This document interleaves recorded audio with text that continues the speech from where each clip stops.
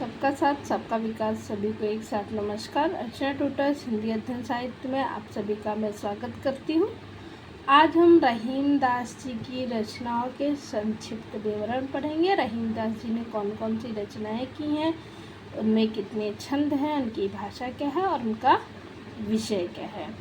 तो उनकी रचना जो है, पहली दोहावली की संख्या 300 है और छंद की संख्या 300 है। ब्रज भाषा में यह लिखी गई है। यह नीति के दोहे हैं। इसका विषय नगर शोभा, यह 144 छंदों की लिखी गई है। इसकी भाषा भी ब्रज भाषा है। इसमें विभिन्न जाति की स्त्रियों का वर्णन किया गया है। और तीसरा है श्रृंगार सोरठा, इसमें छंद की संख्या 6 है और भाषा ब्रज है।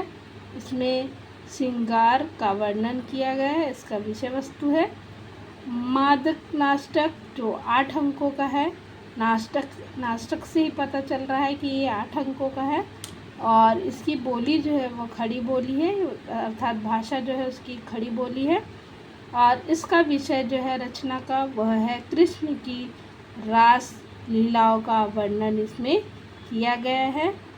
बरबय नायिका भेद, इसकी छंद की संख्या का कोई ज्ञात नहीं है। इसकी भाषा जो है वह अवधी है और इसकी विषय वस्तु है नायिका भेद का निरूपण। बरबय नायिका भेद अवधी भाषा में लिखा है इन्होंने। प्रथम रीति निरूपण यह ग्रंथ है इनका।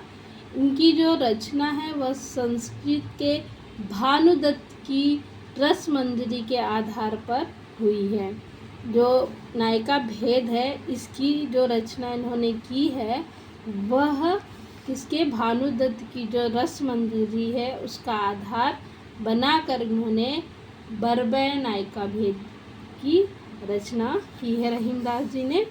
रहीम दास ने संस्कृत, फारसी और हिंदी मिश्रित भाषा में खेल कौतुक और जातकम नामक एक खेल कौतुक जातकम ये एक ही है। खेल कौतुक जातकम नामक एक ज्योतिष ग्रंथ की रचना की है। यह जो रचना है खेल कौतुक जातकम, ये इसके अंतर्गत ज्योतिष ग्रंथ की मतलब ज्योतिष के विषय में बताया गया है। और आचार्य रामचंद्र शुक्ल जी ने जो रहीम दास जी के विषय में कहा है, क्योंकि आचार्य रामचंद्र शुक्ल की जो विचारधारा है वो पूछी जाती है परीक्षाओं में। तो आचार्य रामचंद्र शुक्ल जी ने रहीम दास जी के विषय में कहा है, रहीम का हृदय द्रवीभूत होने के लिए कल्पना की उड़ान की और अपेक्षा नहीं रखता था। वह संसार के सच्चे और प्रत्यक्ष व्यवहारों में ही द्रवीभूत होने के लिए पर्याप्त स्वरूप पा जाता था। तो ये क्या है, ये शुक्ल जी के विचार हैं जो रहीम दास जी के विषय में उन्होंने लिखा है। आई होप आप लोगों को अच्छा लगा होगा। तो प्लीज़ आप हमारे चैनल को लाइक करिए, सब्सक्राइब करिए और शेयर करिए।